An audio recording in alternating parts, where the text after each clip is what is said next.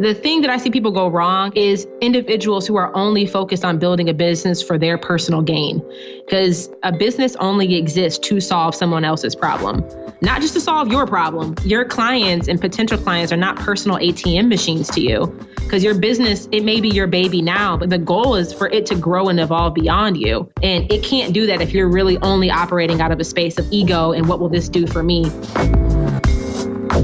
You're listening to Side Hustle Pro, the podcast that teaches you to build and grow your side hustle from passion project to profitable business. And I'm your host, Nicaila Matthews-Okome. So let's get started. Hey guys. So since you are listening to this episode, I'm going to guess that maybe you are interested in quitting your job and starting your own six-figure consulting business one day. In fact, I even have some of my MBA friends who listen, shout out to you guys for listening, who you tell me that you are frustrated in your jobs and you've said things to me like, I can just do this meaning whatever your current job is, on my own. I really just want to leave and start my own consulting company.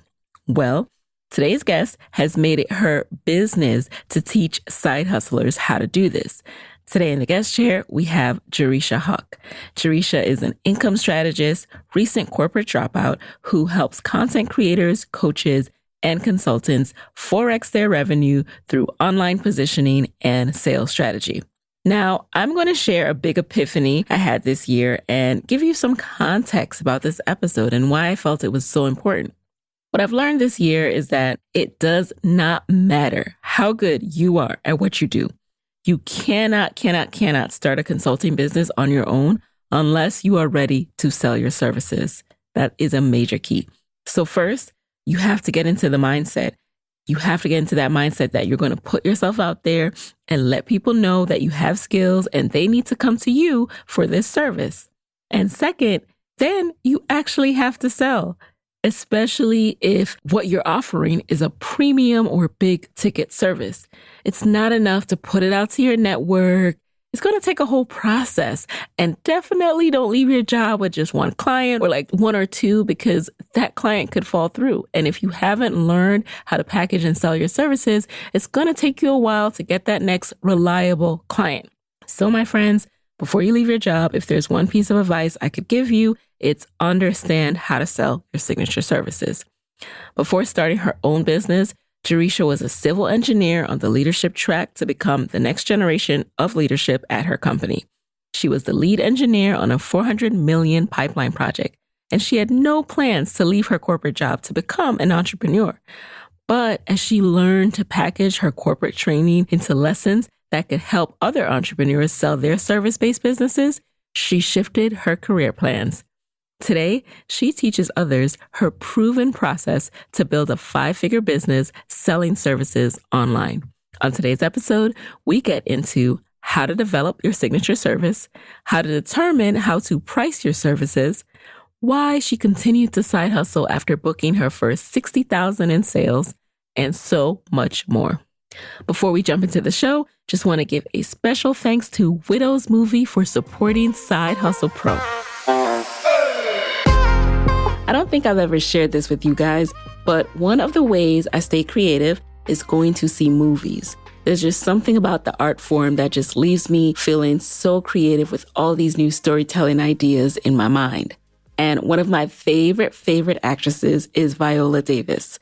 When I see Viola on screen, I just immediately feel empowered. I feel like standing up straighter, snatching off my own wig, and going out and kicking down some doors. So I literally felt chills when I saw the trailer for this new movie, Widows, which comes out on November 16th. Widows is a modern-day thriller. It's set against the backdrop of crime, passion, and corruption, and is from Academy Award-winning director Steve McQueen and co-writer and best-selling author of Gone Girl, Gillian Flynn. And Viola is playing, what else? A badass. The trailer tells me everything I need to know. What? A Black woman with natural hair, kicking ass and taking names? Say no more. I am there. The film also stars Michelle Rodriguez, Elizabeth Debicki, and Cynthia Erivo, and it arrives in theaters everywhere on November 16th. So grab your crew and let's go out in a pack to see Widows. And I, of course, want to say thank you for all of your reviews. I definitely noticed all of your new reviews coming in, and I read every single one. Thank you. This week's review comes from @BreakFreeLife, who says, I first discovered this podcast through a friend on Facebook earlier this year, and it has made my life. I have learned so much and discovered apps, ways of working, and products that I have purchased this year. Nicaila, you are amazing, and your style of interviewing is phenomenal. I enjoy that you allow the guests to freely speak and advise the audience of their stories and mountains climbed to get to their current success. I am a faithful listener, so your personal shows also rock. Thank you for being you and being real every time. May you have continued success. I'm inspired daily to one day hopefully be a guest on your show.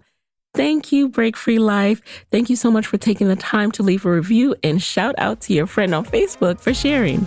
Now, let's get into it. So welcome to the guest chair, Jereshia. Thank you so much for having me, Nicaila. It's an honor to be here. Thank you for making the time, boss lady. So, I've already read your bio, but I would love to know how you describe yourself in your own words. Who is Jereshia and what does she do? So Jereshia is a school supply junkie and a Cold Stone fiend. I love ice cream and long walks down the school supply aisle at Target.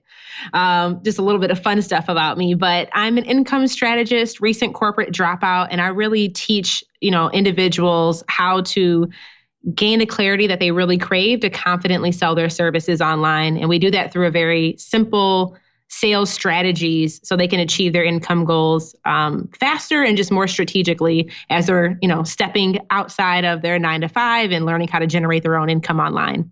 All right. Now, you're someone who I followed your journey. So I've seen you when you were working for corporate, then when you became a corporate dropout. And I've been so impressed by how you've been able to scale. And, you don't portray like some super perfect image either. You take your failures and you learn from them quickly and you keep going. So I really want to talk about that journey today. So what was your initial career path before starting your own business? So I graduated school with a civil engineering degree and got into corporate. I was working at a utility here in Michigan, and I was a pipeline engineer. I was on the leadership track, in their engineering leadership program that was, really designed for bringing up the new engineering leaders of the company.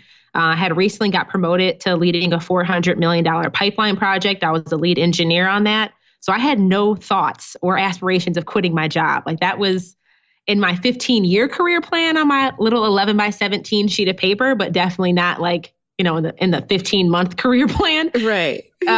So yeah, I was an engineer and I loved my company. I loved the work that I was doing. People don't really think about natural gas and electricity until it turns off in their home. Right. But I know, civil engineer, right. Yeah. But it provides a basic necessity that all of us are reliant on a daily basis. So, I loved my career and loved my job and just loved the work that we did there. What made you start side hustling? So being a woman of color in a corporate environment, especially being an engineer, just after so long got really frustrating for me. I was gifted and very grateful for, having my board of directors, which are all of my mentors and advisors and sponsors. And, they would always pour into me and I was really exposed to these amazing opportunities, but I was always the only one at the table. Always either the youngest woman, the only woman, or the only woman of color. And I'm just there's room for more than just me being here. And, that's when I started getting really heavily involved in our diversity and inclusion initiatives at my company, just trying to help, remove and uncover some of the unique barriers that women of color face in corporate environment, and help give them more access to leadership opportunities and just prepare them for those opportunities. But I wasn't getting as much change as I wanted fast enough inside of the organization. So I'm like, well, what can I do outside of my company? How can I start coaching or supporting other women who are like me? So maybe they don't have those mentors or opportunities in their company, but they can get it from me and then apply it back to their job. So that's really where it started. I remember when I walked into one of the first meetings that we had for our pipeline project, like I said, $400 million. It was a part of the largest financial budgeted program in our company. So there was just a lot of visibility on us. And I just remember walking into those meetings 70 people in a room, 100 people in a room. I was the only person of color, the only woman of color. And I was tired of being the only one, if I'm being frank. Right. So what was that initial side hustle? Was it some kind of coaching for other women? Yeah. So the first thing that I actually sold was a coaching program. Back then, it's like I want to empower more women of color. Like, what the heck was I selling? But it was a coaching program. And I'm like super embarrassed to admit that it was $180 for 3 months of coaching. And 6 women were in the program. But we sold out, right? $180. I was like, okay, this is working. And it was really just designed around helping women be more intentional and create more strategic goals about what they wanted in their life and like how to get from where they are now to where they want it to be. So that was the very first thing I sold. And I was terrified to even sell it at $180. We're going to get a little bit more into pricing when we start talking more about like actually how do you decide your signature service and all of that stuff. But it's interesting that you're a little embarrassed about that price looking back. Yeah. Because I look at, we have programs now that are $15,000 and I don't bat an eye at it. But I think back then I was still very much in this employee mindset. I had started another business in college. So I was aware that, you could, but I was selling a product. So I'm like, I would sell dresses or sell shoes and then I'd make money. But that was a very tangible thing. When I started selling services, it just was kind of mind blowing to me that I'm like, some stranger is just going to give me money and they're not getting anything tangible in return. So I just had a lot of imposter syndrome, I think around like, even knowing what to charge, how to charge, really even understanding the value of what I was even offering. So that's why I say, because I just can't, you look back now, it's like, oh my goodness. Right. And that is definitely something that, we all struggle with, like knowing what to price, especially when it's a service and also not over delivering because we have this imposter syndrome that we're not giving enough. And so after a while, what you initially started to price at, it doesn't even make sense because you're giving so much due to this imposter syndrome. So before we get into all that, can you share now, how did you go from Jereshia, who is side hustling, civil engineer, doing a $180 coaching program for 3 months to where you are today? Yeah, it was definitely a process. So the first 10 months when I got familiar with this online marketing world, I'm just going to mimic what I see these millionaires doing online. And that's what I did. The traditional. Which millionaires originally were you following and learning from? By Regina was one that I'm not sure if she's at the 7-figure mark, but she was one of the first online entrepreneurs that I discovered. Pat Flynn was one of the very first that I had discovered. I'd say those two are really influential for me. But one thing that you see about those individuals or really anybody, most people that you traditionally see in the online space is they have these traditional sales funnels where you have to create all these leads, create all this free content. So you can drive people to an opt-in. Once you drive them to an opt-in, you trip them on a tripwire. That's maybe $7 or $47. And then you sell them some mid-price thing and then a higher price thing. And then you finally get them to your big ticket offer. And that's what I thought I had to do. So I was out here building a membership site. I had digital courses. I had ebooks. I had, coaching packages. I had one-on-one. I was literally selling everything under the sun to try to come up with this traditional ascension model that you see everybody teaching. And for the first 10 months, working still for full time, I was completely burnt out because I'm creating all this content. And I think I had made just barely $6,000 after 10 months. And I had a million things that I was selling and doing. It was exhausting. And that was a really critical moment when I sat down and looked at my numbers. I'm like, this can't be the way. And I was like, F the funnel. This funnel thing does not work. Screw it. It's not working for me. So I decided to flip the funnel. And instead of trying to attract a large number of leads, I'm like, what if I just focused on a really niched, specialized audience? So it's a smaller group of people. But what if I then started charging a higher ticket price point where if my goal is to make $10,000 a month, I'd only have to sell 1 or 2 packages to hit that. And that was the thing that changed the game for me when I said kind of F the funnel, I'm going to flip it and just focus on a small group of people, but get them into a high price ticket offer right out of the gate. And with a higher price ticket offer, now I want to make sure we really drive home the value that you're providing? Because I think a lot of times we can get into numbers and it seems like all we're trying to do is like, an equation, like how many people times how many dollars, how much am I going to make? But how did you decide what your service would be and what your impact would be? Totally. And I'm so glad that you asked that, because people will be like, all right, well, I need to make $10,000 a month. I'm going to just charge somebody $10,000. Exactly. And it's like, well, hold up. Like, let's back up a little bit. And for me, it's really about understanding and this is having more clarity and confidence around what I'm selling, but it's what is the transformation I'm providing? Mm-hmm. What's the end result that people are going to get that from going through my process? And the program that we were selling at the time, it was $9,000. And it was a 6-month coaching program teaching people how to build a 6-figure business in 6 months. So for me, it was like, what's a 10x ROI? If somebody's paying $9,000 to learn how to make 100,000, 10% that's cheap when you look at the return on the investment. So that's how I based my price point, was based off of really what is the ROI and the return on the investment that a client is going to be able to get by implementing what it is that we teach. That's how I priced mine. And the results that clients got through it, like one of the clients that went through that program when she joined the program, she was making $2,000 to $3,000 a month, and she couldn't figure out how to break over $4,000 a month. Within 2 months, she hit her first $16,000 a month. And since then, I know she's been breaking over $30,000. And this is in a month's time frame. So if you look at, she paid $9,000 to be in this program, she got to 6 figures within like about 6 to 8 months. And she's been growing significantly beyond that since then.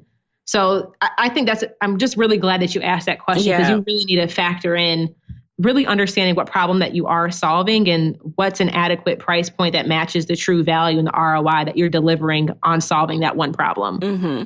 And so when you decided to start this coaching program, because also a lot of times coaching programs get bad rap, like there's this cycle that people think it's like coaches who are teaching you how to be coaches, and that it's like this one big like loop hamster wheel.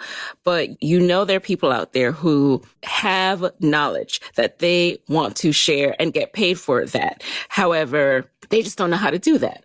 So how did you decide? I'm like twisting over my words because I just want to really drive home that how did you decide, or how did you learn that you needed to teach this?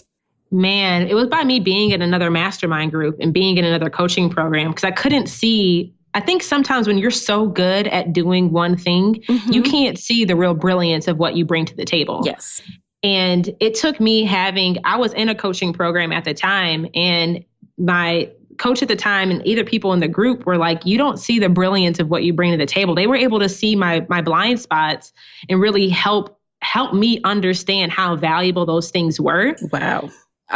So that was the biggest thing for me. It's like, coaching and mentorship and masterminding, like to me, that's a business like requirement. That is just something that is baked into my budget. Right. Because you can't see that budget. I have to stop you 1 second because that's something too that I think, you don't get to see, right? You see these people and you see Jereshia. Okay. It's really expensive to get coaching from Jereshia, but you don't see that actually Jereshia invested 10 times that on herself, right?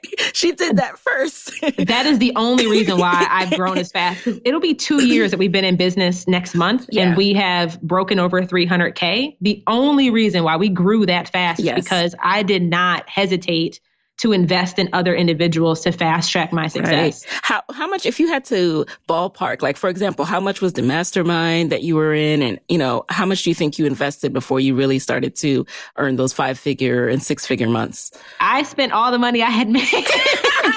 So you reinvested back in. Yeah, because remember those first 10 months, I was doing it all on my own. I was like downloading every freebie, watching every webinar, listening to every podcast, and it got me to making $6,000. But I'm like, there has to be a quicker and fast. Like I know I'm missing something. Right. And these high level people are not giving all their gems away for free. Like I know I'm going to have to pay. Yes. So the first person I hired was $3,500. And that was, pretty much the $3,500 plus what I had spent on tech and software was the $6,000. Okay. And that $3,500 investment really taught me how to make like maybe another $10,000. And was that what specialty was that person? That person was really specialized in really the same traditional model. Like how do you set up the technology and set up all these funnels? So I kept thinking I had to do this traditional ascension model thing. Right. And And I think, just to clarify, the traditional ascension model works, but if you're making less than 6 figures, and especially if you're working full time, that's not where I would tell people to start. I'd say get over 6 figures and then implement more of that traditional funnel model, because you actually have, your offer, what you're selling, and it's a lot easier to make the funnel pieces. But she specialized in that. And then through working with her, even though I was able to make my money back, I realized that this business model just does not work, at least for the season of business that I'm in right now. Mm-hmm. Then the next program I joined was $6,000 for 6 weeks. This is a program that I was in that was like, bruh, this is your brilliance, like level up. So that was money I had. Basically, I made that 10, I spent 6. And then that program was the thing, like getting that encouragement and just getting that, like the support on the mental side of being able to show up like that for myself was terrifying.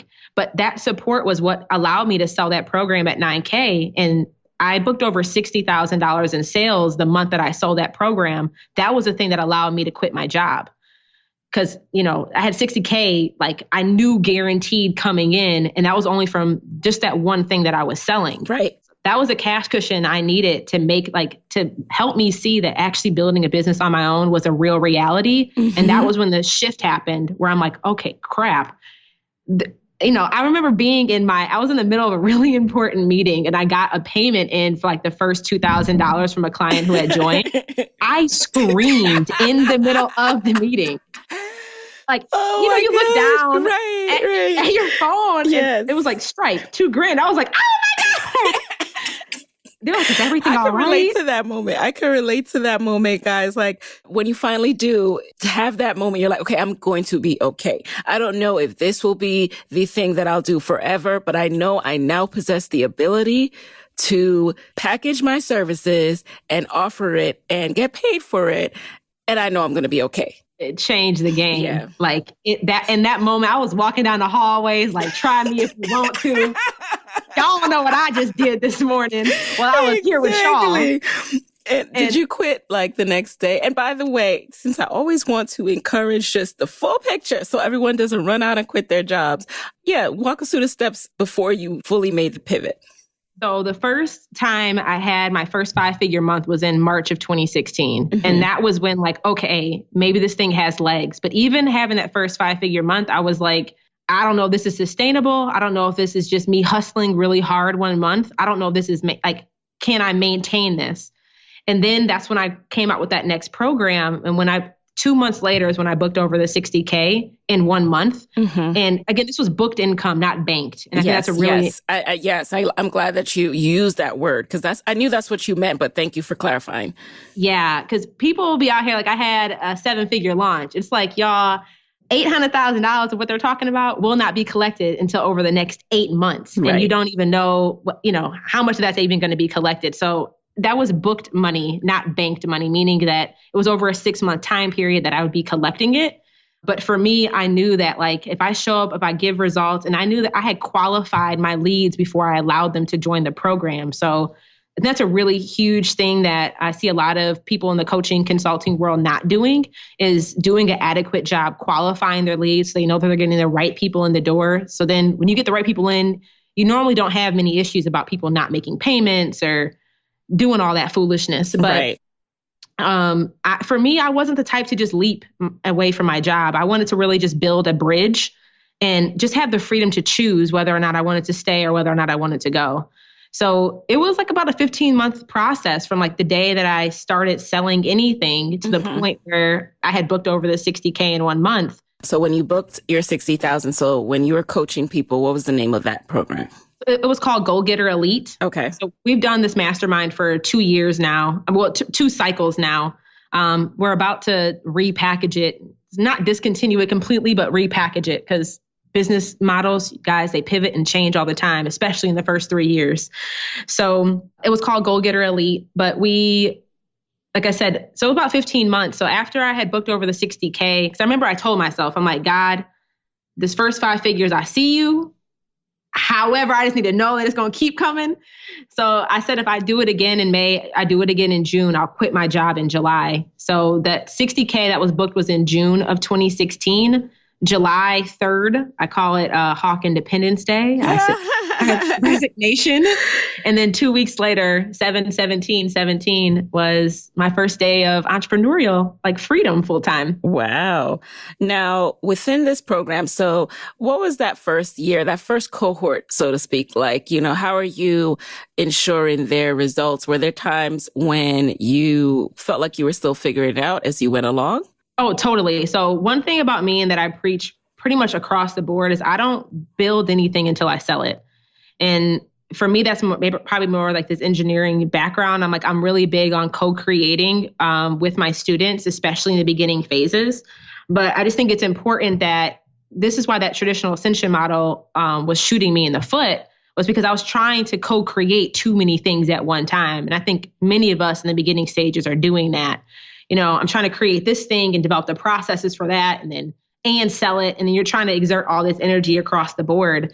But for us in that particular program, I had been doing similar work like that with one-on-one clients. This was just the first time I was doing it in a larger group container. So I had most of like the high level process of what I wanted to walk my clients through already done, because I had done it with one-on-one clients. So like the meat of really the thing that I think that makes us a little bit different is we teach financial acumen to every one of our students. If you buy a program that's $2,000 to a program that's $15,000, you will learn basic financial acumen. So because I'm not just here to teach you how to make money.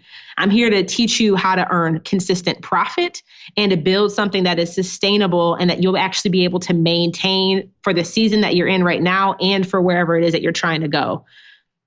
I think most people online, they'll teach you how to do an aspect of building a component of your business, but really don't teach you the larger strategy and the bigger picture and especially how to link all those things together to make it sustainable. So that's something that we teach across the board. We do regular like metric check-ins where we're looking at your numbers, looking at what your revenue was, looking at what your profit was, looking at what your expenses were, and really evaluating based off of what you're selling, what even makes sense from a financial standpoint to keep selling. Because most of these people are, when you're making less than six figures, you're kind of throwing spaghetti at the wall and seeing what sticks. And seeing which offer really has legs and will take off. So we that's one thing that we do very, very heavily in our higher level programs. It's a lot of just teaching our business owners how to be more strategic CEOs.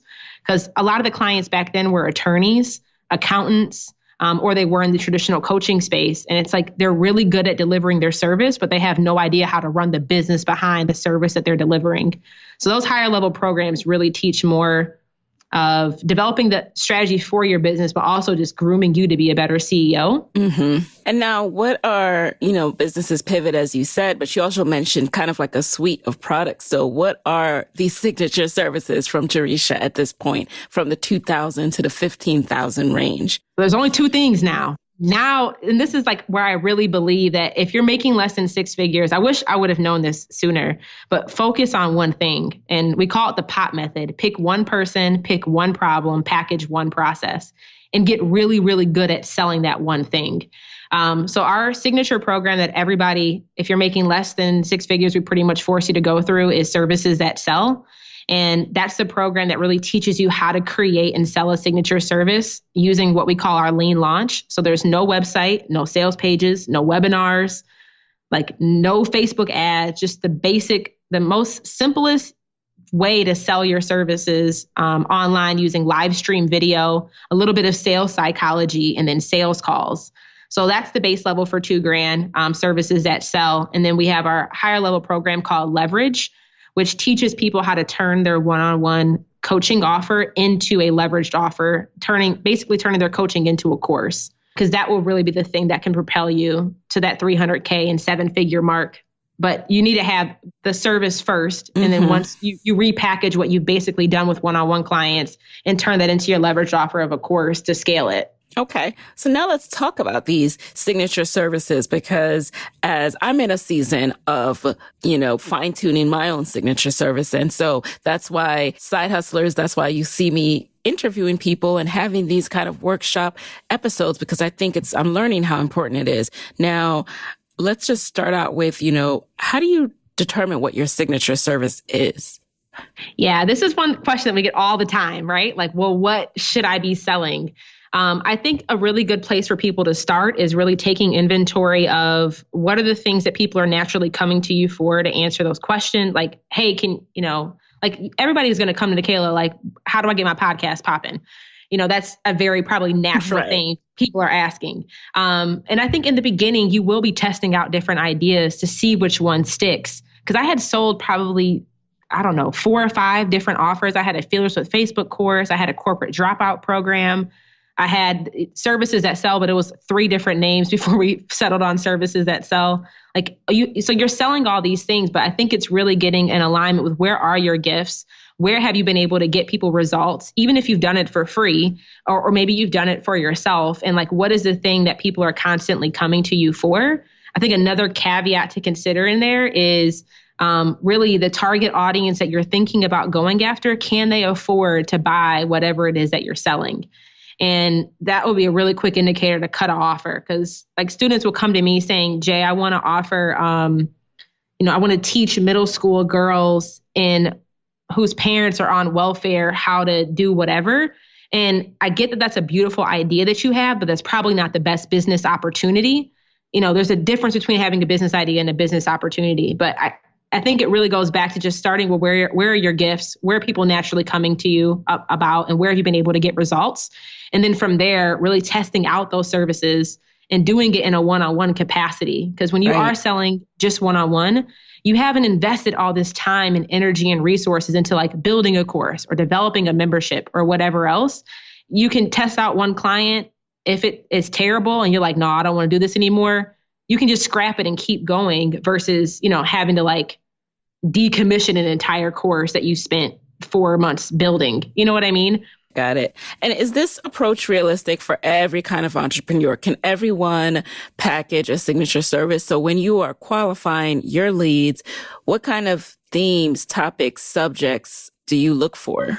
So I think everybody's side hustle should be consulting if you're trying to quit your job, and even if you're not trying to quit your job and you're just trying to like make an extra couple grand a month, I think pretty much anybody could be offering consulting. I think the caveat of that is you have to be able, the thing that I see people go wrong and the people that we will try to weed out of our process to even not let into our $2,000 course is individuals who are only focused on building a business for their personal gain. Because if they're only in business to like make themselves money to, change their financial situation and they continuously forget about the client on the other end, that's not a good fit. Mainly because a business only exists to solve someone else's problem, not just to solve your problem, but like your clients and potential clients are not personal ATM machines to you. So I just think that that's a huge thing that we look for, even in our lower level products, is do these people have a heart to really impact and change in the lives of others and solve problems for other people? Because your business, it may be your baby now, but your business, the goal is for it to grow and evolve beyond you. And it can't do that if you're really only operating out of a space of like ego and what will this do for me? Because it's just a lot easier for you just to go get a job and make more money that way versus like trying to step into this world of entrepreneurship and deal with all of this roller coaster stuff that we have to go through. Exactly. And people can see through you, and you can't keep up that charade forever, because if you're not delivering value and if it's clear that you only wanted butts and seats and then you just stepped away, then, that will catch up to you. So I'm glad you bring that up. Hey guys, it's Nikayla here with a quick word from our sponsors. This episode of Side Hustle Pro is brought to you by Widows, the movie. Widows is a modern-day thriller set against the backdrop of crime, passion, and corruption from Academy Award-winning director Steve McQueen and co-writer and best-selling author of Gone Girl, Gillian Flynn. Set in contemporary Chicago amidst a time of turmoil, 4 women with nothing in common except a debt left behind by their dead husband's criminal activities take fate into their own hands and conspire to forge a future on their own terms. The film stars Viola Davis, Michelle Rodriguez, Elizabeth Debicki, Cynthia Erivo, Colin Farrell, Brian Tyree Henry, Daniel Kaluuya, Robert Duvall, and Liam Neeson, and it arrives in theaters everywhere on November 16th. I don't know about y'all, but I know exactly where I'll be on November 16th. in the theater watching Widows. Okay, I have a side hustle hack for all to hear, and it's called Skillshare. You want to know how I grow as a businesswoman? I keep learning. There's not a week that goes by that I'm not checking out a refresher class or a deep dive tutorial. And my go-to is Skillshare. Skillshare is an online learning platform with over 18,000 classes in business, marketing, entrepreneurship, you name it. So whether you're trying to start a side hustle or scale your business, Skillshare is there to keep you learning and thriving. In the last month alone, I've learned how to set up my email capture landing page on Squarespace and how to boost my email marketing using MailChimp, all through Skillshare. And now, Skillshare has a special offer just for my listeners. Get 2 months of Skillshare for just 99 cents. That's right, just 99 cents. To sign up, go to Skillshare.com/hustlepro. Again, go to Skillshare.com/hustlepro to start your 2 months now. Now, let's talk about the pricing aspect. So I said we would return to this. Now, when you were starting out, you priced very low. And I think I talk about this too in my very first course that I put out there. I wanted to feel at the time like I was delivering way more value than what it costs. And I still believe in that, but I took it to an extreme by charging, towards the lower end of that spectrum. So walk us through where you started and how you were able to evolve to know what to really charge. Yeah, I think the biggest thing is most of us are just selling our intellectual property. Like we have these ideas and we know if people come to us with a problem, we know that we can just think off the top of our dome and be able to figure out a solution, which is, you're kind of winging it and winning. But really when I was able to get confident about my process, my price was when I was able to take that IP, those strategies that I had and turn those into systems and tools. Because then I know that now I have a repeatable process that when a client comes into services that sell, for example, we walk them through 4 very strategic steps to get them to a point where they've created their signature service and they've been able to launch it. So they go through how to package, they go through how to price, they go through how to position, they go through how to actually profit and sell over the phone. It's a very strategic process. So that gives me a lot more confidence because then I'm able to say, they're not just buying Jereshia Hawk. They're buying the process. They're buying this framework that we've developed that's been able to get clients results consistently.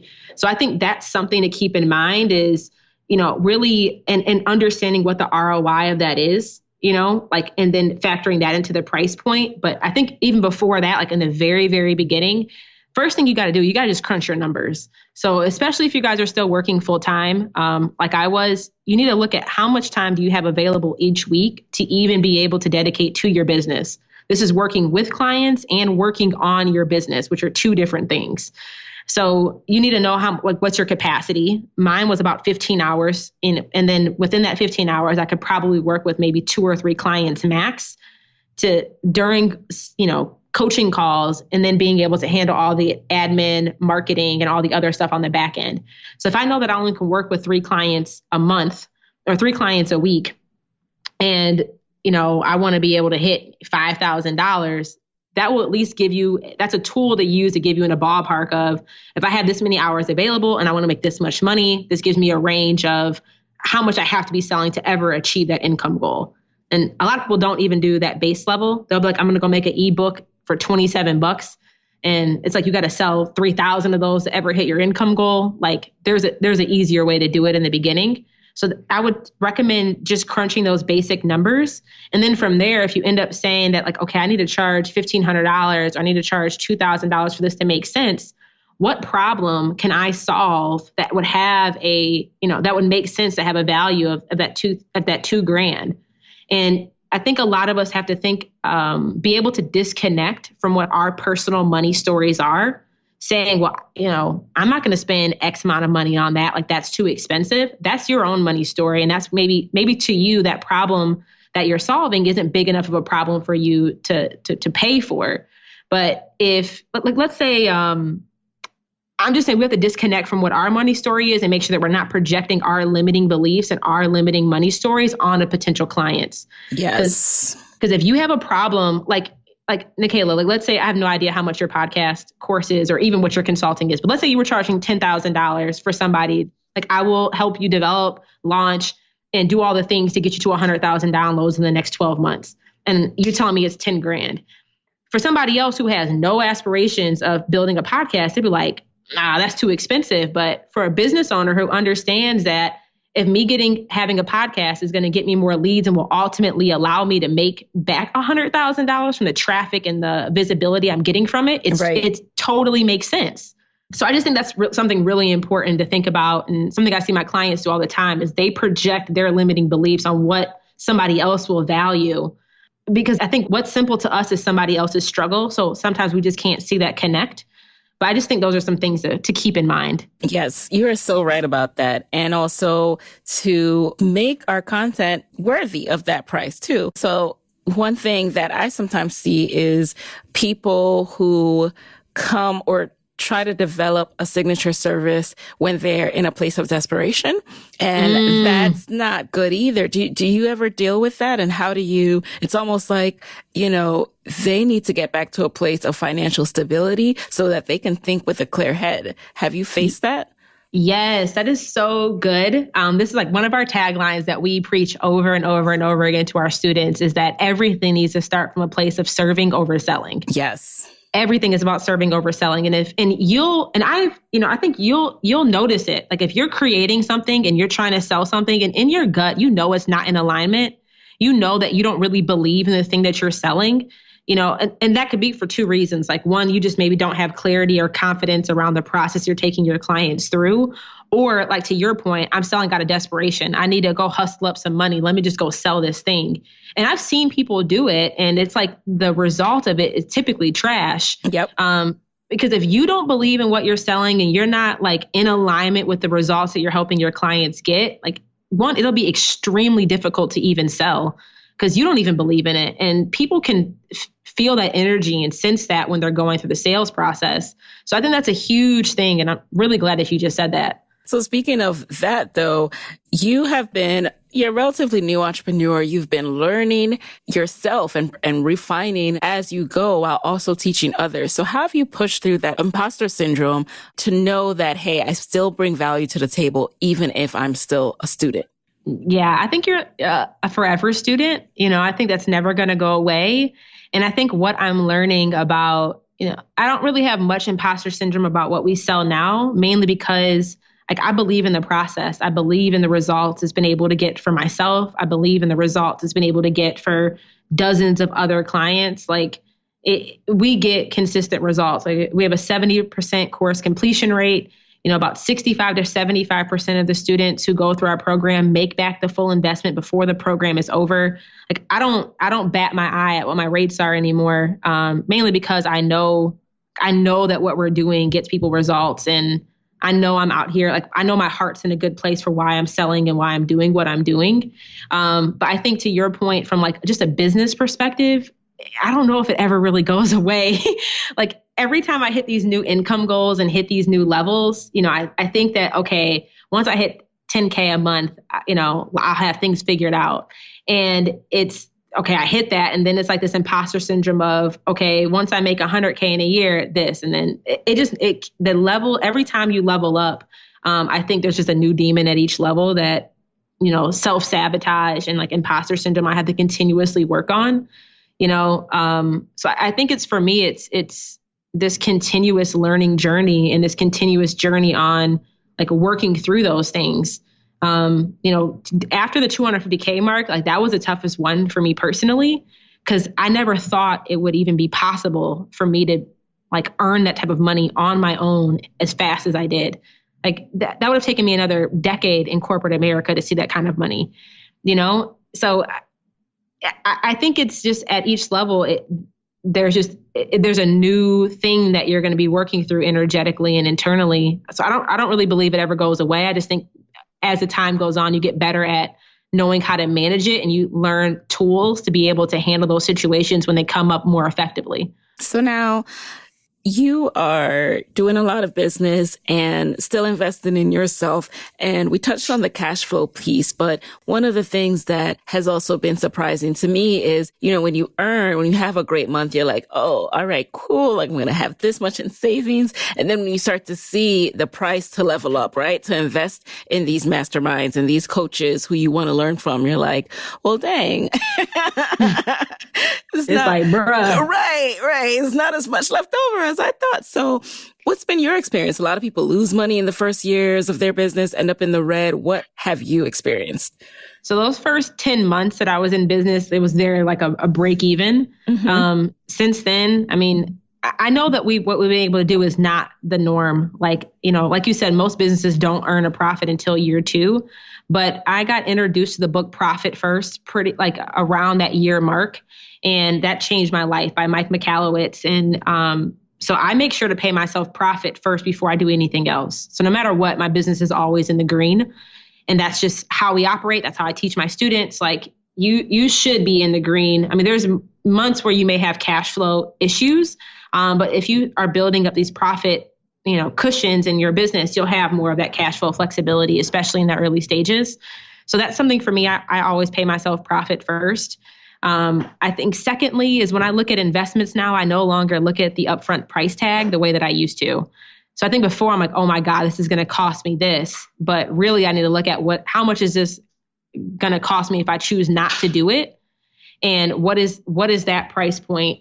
And, if this program may be $20,000 or $10,000 or $2,000, but if it's teaching me how to, make money and teaching me, what is the projected ROI of me making this investment? So I really had to change my mindset around what the cost of something is and really what the investment of something is, and just being really aligned with myself in regards to where is my business model? What strategy are we trying to use to grow our business? And where are the gaps? What resources do I need in order for me to get there? And just making sure that I'm investing in the right things at the right time. Alrighty. So now we are going to transition into the lightning round. You know the deal. You just answer the first thing that comes to mind. Are you ready? Yeah, let's do it. All right. Number 1, what's a resource that has helped you in your business that you can share with the Side Hustle Pro audience? Acuity Scheduling would be one that's maybe not the top of mind for most people, but one that has helped me every step of the way in my business. So Acuity Scheduling is like a scheduling software that allows you to, book appointments and do all of that. That was what I would call like my first assistant before I could pay for one. They're super, super inexpensive, maybe 10 or 15 bucks a month, but it takes a lot of the hassle out of scheduling calls, rescheduling calls, sending reminders, collecting payment, intake forms. I just think it's a great tool if you're doing coaching or consulting in your space. We're just having to be on the phone a lot. If you visit acuityscheduling.com/Hawk, you do get a 45-day free trial, but like that would be one tool that I rave about all the time. All right. Okay. Number 2, what's been the best business book or podcast episode that you've consumed this year? So this I'd say is when I just recently started reading. It's called Draw the Circle, the 40-Day Prayer Challenge by Mark Patterson, I think. That just really developing my spiritual faith and, getting closer to God and just making sure that I'm doing that internal work has been just really imperative for me this year, especially. But this book has really been opening my eyes on just how to do that in a different way than I have before. So that would be the one I'd recommend. Okay. Number 3, who is a Black woman entrepreneur that you would want to trade places with for a day and why? I would say you. Oh, wow. I would say you. Like, you have built this super dope platform, like where you're able to build relationships and just truly connect with the most influential women of color who are like just changing the game and like redefining the norms. So I just think it'd be like dope to be a fly on the wall, like listening into like the behind the scenes of these conversations and the parts of the convos that don't make it on the podcast. And just also just seeing like, I remember when you started this too. So it's been awesome to watch your journey. So yeah, I think it would be you, like just to see like, because I think maybe in somewhat of similar seasons or not too far off from each other. but to be in the same room with somebody where we're at the same level and we're both on the rise. I think that'd be kind of cool. Oh, yay. Thank you. I'm so honored. Number 4, what is a personal habit that has helped you significantly in your business? Metric tracking. So I have goal boards like plastered on my walls and these massive Post-it notes. But I track my metrics like religiously. I look at my numbers every day. I set very, very clear strategic goals for myself every month, every quarter, every year. I say those are probably like a huge, huge thing is just my goal boards and my visual management that's posted around my house. All right. And finally, what is your parting advice for fellow women entrepreneurs who want to be their own boss, but are worried about losing a steady paycheck? So the first thing that comes to mind is like, y'all, we got to stop trying to be Captain Save-A-Hoes out here. You cannot do not come out of the gate trying to solve everybody's problem for everyone. Like that would be the biggest thing. I wish somebody would have told me that in the beginning. Don't mimic what you see the millionaires doing, mainly because their strategies work because they're at that level.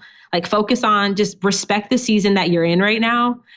Focus on what we call the POP method. Pick one person, pick one problem, package one process, like pick one platform that you're going to be selling your thing from, whether it's Facebook, Instagram, like pick one channel and just really allow yourself to get really good at doing that one thing. I wish somebody would have told me that in the beginning versus, trying to be out here diagnosed with a case of DTM, just doing way too much. So that would be my thing. Less really is more. Amen. I love that. I love respecting the season that you are in. You're absolutely right. That's why you need to learn from people at your level, which is why I love bringing people on the show who are more realistic. I love hearing from people who are seasoned, but often, they have a team who's doing some of the stuff that they're talking about as their strategy. And it's like, And I think if you look at the millionaires, which I think a lot of us aspire or look up to, is just really understand what is required for them to get those results. Yes. And to your point, most people aren't pulling back that curtain to show you full transparency of what's really required to get there. So just really understand, I think, that aspect. It's not to say that their strategies don't work, but it's do you have the resources and do you have the capacity to do what they're doing to get those results? And if not, just respect your season. We all started there. Yes. And speaking of season, one thing I didn't remember to ask you, but you have leveled up with a team a bit. So at what point, did you feel like, okay, this is my season, I can afford this? And where did you find that team? So tell me, because I'm going to write this down. Yeah. I was solo dolo, up until about 150K, which I don't know if I would advise. I hired way too late. I should have started bringing on team members sooner. But for me, I would look at, this is a really healthy exercise. So I would track your time for a 2 or 3 week period. Literally get a spreadsheet out, document every minute thing that you do and how much time it takes you. And when I did that task, it really opened my eyes to see where my time was going and really how much time I was wasting doing things that weren't even money generating or were really doing nothing for my business. But I would track that time for, like I said, a 2 or 3 week period. Literally, if you go into Canva and create an Instagram graphic, write that down and write how much time it takes. And then from there, you'll start to notice these gaps, or you'll start to notice these groups of things that you could hand off to somebody else. And the thing that's taking you the most amount of time, that's not, something that you are the one that has to do, that would be the first thing that I would outsource. So that has been the most helpful for me. And I think why we've been able to have such a lean business, even up until this point, is because, I'm just slowly taking things off my plate that really I don't need to be doing for them to be done effectively. And Upwork has been probably one of my best places, being able to find reliable contractors, whether they're in the Philippines or whether they're here in the United States. That's been one place for me that's worked really well. But you're able to find good talent, or people that can actually do what you want to do when you're that granular about this is the task and this is the responsibility that you're coming on for, versus just saying, I need a VA. You'll get everything under the sun. Versus you say, I need a VA to manage my email inbox. This is how many emails we typically get on a week. I need somebody to manage my schedule. I need somebody to, schedule all my podcast interviews and follow up with all of our clients. And then when you start actually tracking your time like that, you'll start to notice even what your processes are to get those things done. So that would be my recommendation. All right. I love that recommendation. So, Jereshia, where can people connect with you, get down with the hustle and selling signature services with Jereshia? Yeah. First, I would love for you guys to join me on one of our next live masterclasses where we actually teach our framework and our methodology on how to create and sell signature services. So you can visit JereshiaHawk.com/masterclass to join us for one of those. It's about a 90-minute crash course on what we teach. Outside of that, you can visit JereshiaHawk.com, connect with me on Facebook or Instagram. My Instagram stories be popping pretty much everywhere at Jereshia Hawk. You can find me online. All right, guys. And there you have it. Hey, guys. Thanks for listening to Side Hustle Pro. If you want to hear more from me, head on over to sidehustlepro.co/Side Hustle Corner to get my weekly Side Hustle Diaries chronicles about my own journey from passion project to profitable business. And if you want to find me online, I'm at Side Hustle Pro on Instagram, Twitter, and Facebook.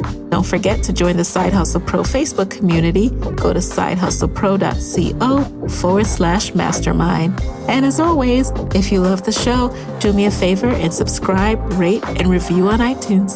Thanks, guys. Talk to you next week.